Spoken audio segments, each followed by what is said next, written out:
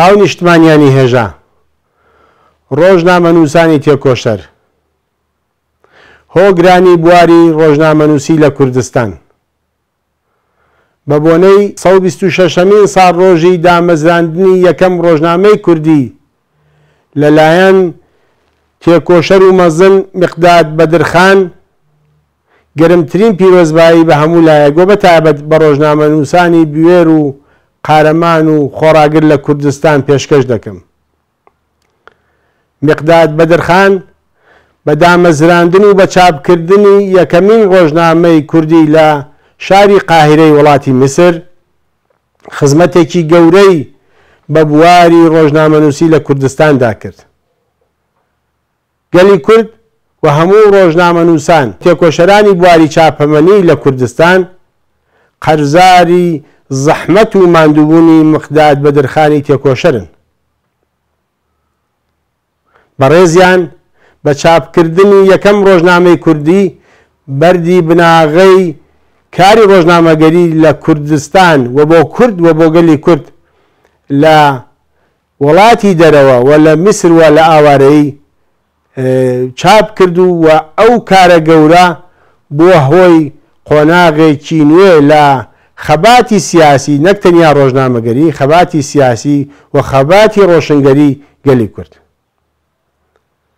دیارە لە ماوەی ئەو ساڵانەدا کە ڕژیمی دەسەڵاتداری ئاخوندی لە ئێراندا حکم دەکا ڕۆژنامەنووسانی کورد کەوتونە بەر شاڵا و هێرشی بەرینی دەسەڵاتی ئاخوندی.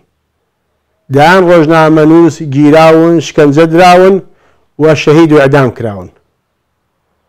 سەرەڕای هەموو فشار و زۆرهێنانەکانی ئەو دەسەڵاتە بەڵام ڕۆژنامەنووسانی بوێر و قارەمان چاونەترسانە ئازانە و بوێرانە لە پێناو ڕەوشنگەری و وشیاری خەڵکی کورد و پەرەپێدانی کاری ڕۆژنامەگەری بێ سڵەمینەوە تێکۆشان و زەحمەتیان کێشاوە کە دەوری باڵایان هەبووە لە دژایەتی ئەو ڕژیمە و پێرەسەندنی کاری ڕۆژنامەگەری.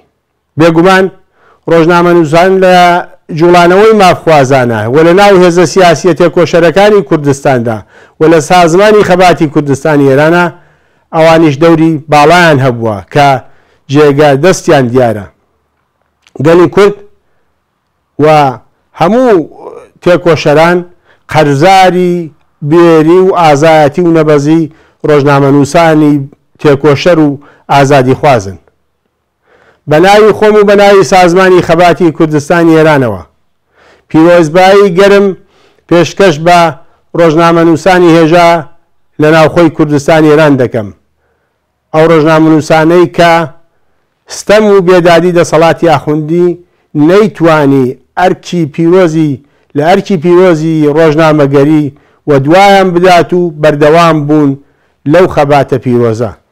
هەروەها پیرۆزبایی بە هەموو ڕۆژنامەنووسانی ڕیزەکانی سازمانی خەبات هەر لە کۆن هەتا ئێستا پێشکەش دەکەم و درود دەنێرم بۆ ڕۆحی دامەزرێنەر و ڕێبەری سازمانی خەبات مامۆستا سەیجەلانی حسێنی کە هەم وەک نووسەر و وەک ڕۆژنامەنووس دەوری باڵای هەبوو و دەوری باڵاشی هەبوو لە پێگەاندن و ڕاهێنان و بارهێنانی دایان ڕۆژنامەنووس لە ڕیزەکانی سازمانی خەبات و تەنانەت لە بارهێنانی کەسانی دیکەش لە دەرەوەی سازمانی خەبات.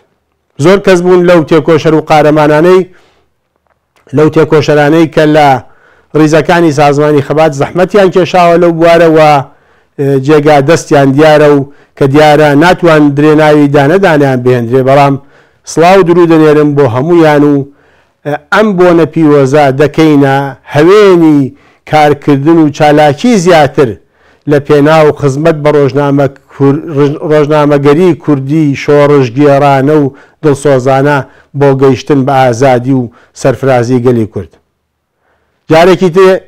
جارێکی دیکە پیرۆز بێ 126مین ساڵ ڕۆژی دەرچوونی یەکەمین ڕۆژنامەی کوردی بە ناوی کوردستان لەلایەن پایەبەرز و تێکۆشەر میقداد بەدرخان. هەر بژین و سەرکەوتوو بن.